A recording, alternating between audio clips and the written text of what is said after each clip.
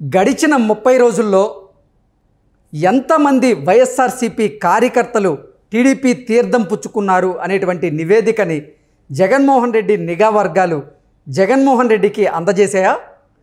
ఆ నివేదికను చూసిన తర్వాత జగన్మోహన్ రెడ్డి వెన్నులో వణుకు మొదలైందా అంటే అవుననే సమాధానం ఇస్తున్నారు కొంతమంది రాజకీయ విశ్లేషకులు.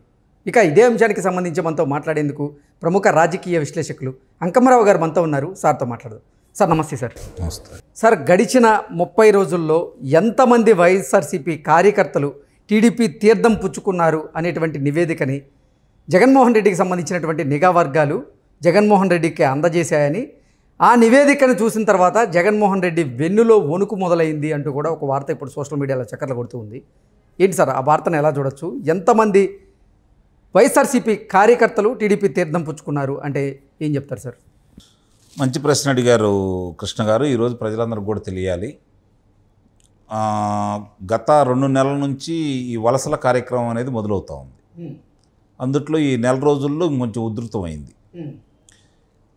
లెక్కలు అంతిమంగా మనం చూసుకుంటూ ఉంటే ఈరోజు వరకు 100 మంది వైఎస్ఆర్సీపీ పార్టీ కార్యకర్తలు వచ్చి తెలుగుదేశం పార్టీలో చేరుతూ ఉంటే 4 కూడా ఈరోజు వైఎస్ఆర్సీపీ పార్టీలోకి వెళ్ళట్లేదు, సామాన్యులు. కాబట్టి ఇది కనుక దృష్టిలో పెట్టుకుంటే మనం, నాకు ఉన్న సమాచారం ప్రకారం ఈ 2 నెలల కాల పరిమితిలో ఒక 3 నుంచి 5 లక్షల మంది వైఎస్ఆర్సీపీ పార్టీ కార్యకర్తలు తెలుగుదేశం పార్టీ కేవలం ఒకే ఒక్క నియోజకవర్గం విజయనగరం నియోజకవర్గంలో తీసుకుంటే కోలగట్ల వీరభద్రస్వామి ఇప్పుడు శాసనసభ ఉపసభాపతిగా ఉన్నారు. ఆయన నియోజకవర్గంలో 5,000 మంది వైఎస్ఆర్సీపీ కార్యకర్తలు రీసెంట్గా అశోక్ గజపతిరాజు గారి సమక్షంలో టీడీపీ కండువా కప్పుకున్నారు. అలా ప్రతి నియోజకవర్గంలో కొన్ని వేల మంది వైఎస్ఆర్సీపీ కార్యకర్తలు టీడీపీ తీర్థం పుచ్చుకునేటువంటి కార్యక్రమం అయితే ఇప్పుడు మనం చూస్తూ ఉన్నాం. ఈ నివేదిక జగన్మోహన్ రెడ్డికి నిజంగా వెన్నులో వణుకు పుట్టించిందా? నిస్సందేహంగా. ఇవాళ అర్థం కాని విషయం ఏంటంటే, అతనికి ఇంతమంది అసలుకి ఆయనకి వెన్నుదన్నుగా ఉండి ఎట్టి పరిస్థితుల్లో కూడా అత్యధికంగా నా ఎమ్మట ఉండారు అనుకున్నటువంటి ఆయన కడప జిల్లాలో కూడా వలసలు ప్రారంభమైనాయి. ఏ రోజు లేనిది బయటకు వచ్చి ఆయన సొంత నియోజకవర్గం అయినటువంటి పులివెందల్లో కూడా బయటకు వచ్చి ప్రశ్నించే స్థాయికి ఈరోజు కార్యకర్తలు ఉన్నారు. అలాగే బహిరంగంగా తెలుగుదేశం పార్టీ జెండాలు పట్టుకొని తిరిగే స్థాయికి పులివెందల్లో మార్పు మొదలైంది. అలా చూసుకుంటూ ఉంటే ఇప్పుడు 10కి 10 నియోజకవర్గాలు కడపలో ఆ రోజు వైఎస్ఆర్సీపీ పార్టీ గెలుచుకోగలిగింది 2019లో. 14 నియోజకవర్గాలు గెలుచుకుంది కర్నూలు జిల్లా, 10కి 10 నియోజకవర్గాలు గెలుచుకుంది నెల్లూరు జిల్లా. ఓవరాల్గా అసలు రాయలసీమలో ఉన్నటువంటి 52 అసెంబ్లీ నియోజకవర్గాలకు గాను 49 అసెంబ్లీ నియోజకవర్గాల్లో ఘన విజయం సాధించింది వైఎస్ఆర్సీపీ గతంలో. అవును.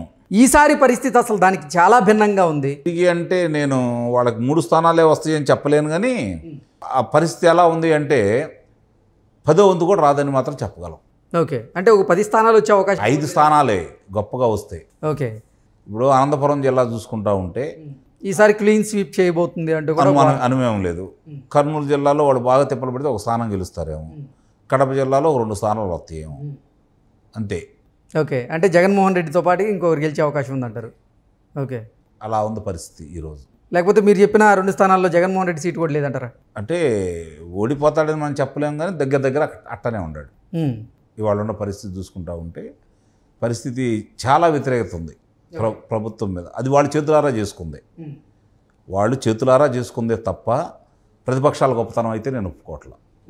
జగన్మోహన్ రెడ్డి గారి యొక్క పరిపాలనా వైఫల్యం వల్ల మాత్రమే ఈ విధంగా ప్రజల్లో మార్పు వచ్చేసింది.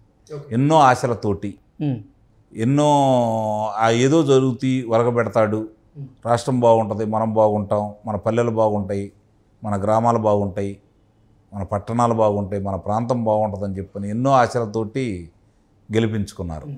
కానీ ఆశలు అనేవి వాళ్ళకి కలలుగానే మిగిలినవి తప్ప వాస్తవ రూపేణ వచ్చేతలకి వాళ్ళు చూసినటువంటి విధ్వంసం సామాన్యమైంది కాదు. కాబట్టి ఎందుకంటే వాళ్ళ కళ్ళ ముందు కనపడతా ఉన్నాయి. చంద్రబాబు నాయుడు గారు ఇదే పులివెందలకు నీళ్ళు ఇచ్చాడు. మరి ఈరోజు ఏమైంది? ఆ పారిన కాలువలు ఏమైపోయినాయి? ఆ నీళ్ళు ఏమైపోయినాయి? ఈరోజు ఎందుకు రావట్లేదు? ఎక్కువగా వ్యవసాయం మీద ఖనిజ సంపదే కదా అక్కడ ఉంది. మరి ఎందుకు జరుగుతుంది ఇలా? ఖనిజ సంపద మొత్తం ఇద్దరు ముగ్గురు చేతుల్లోకి వెళ్ళిపోయింది. ముఖ్యంగా రాయలసీమ మొత్తం ఒకళ్ళే ఆధిపత్యం చెలాయిస్తూ ఉన్నారు. మరి ఇవన్నీ వాళ్ళ కళ్ళ ముందు కనపడతానే ఉన్నాయి కదా. మాట్లాడితే చంపేస్తున్నారు, మాట్లాడితే దౌర్జన్యం చేస్తున్నారు. వాళ్ళకి అన్ని వ్యవస్థలు సహకరిస్తూ ఉన్నాయి. ఈరోజు నిన్నగాక 2 సంవత్సరాల క్రితం జరిగినటువంటి వరద బీభత్సంలో దాంట్లో ఒక తలుపు కొట్టుకుపోయింది కదా. ఈ రోజు వరకు కనీసం దానికి మరమ్మతులు చేయించట్లేదు కదా. ఎంతమంది చనిపోయారో వాళ్ళకి ఆర్థిక సహాయం కూడా అందజేయలేదు కదా. మరి ఈయన ఏం చేస్తాడు అంటే పాలనాపరమైన వైఫల్యం అనేది వాళ్ళకి స్పష్టంగా అర్థమైపోయింది.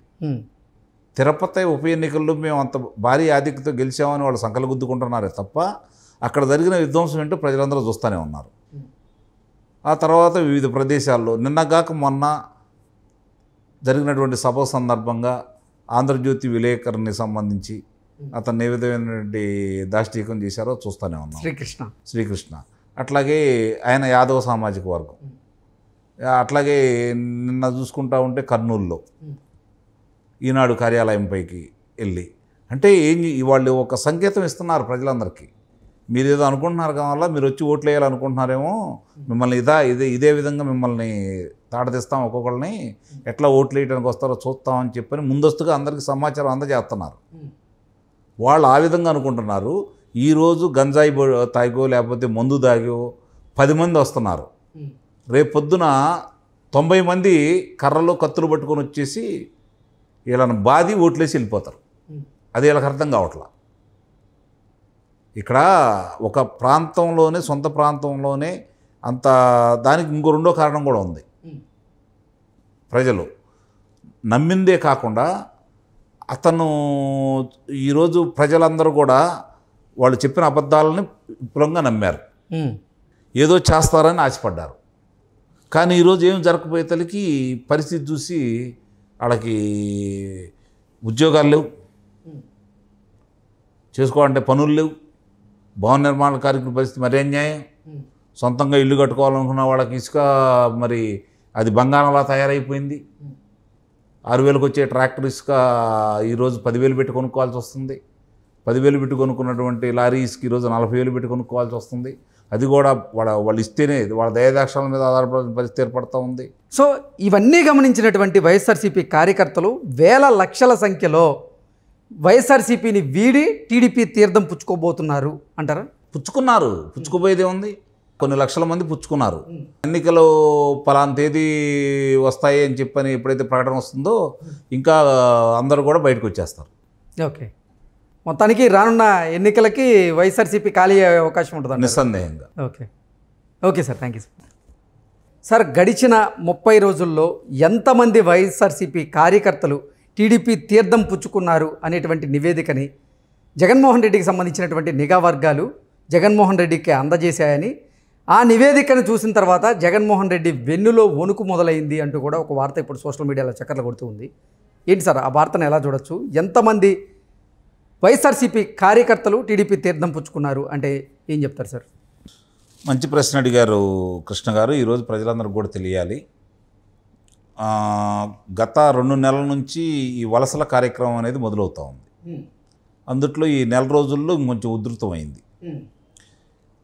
లెక్కలు అంతిమంగా మనం చూసుకుంటూ ఉంటే ఈరోజు వరకు 100 మంది వైఎస్ఆర్సీపీ పార్టీ కార్యకర్తలు వచ్చి తెలుగుదేశం పార్టీలో చేరుతూ ఉంటే 4 కూడా ఈరోజు వైఎస్ఆర్సీపీ పార్టీలోకి వెళ్ళట్లేదు సామాన్యులు. కాబట్టి ఇది కనుక దృష్టిలో పెట్టుకుంటే మనం నాకు ఉన్న సమాచారం ప్రకారం ఈ 2 నెలల కాల పరిమితిలో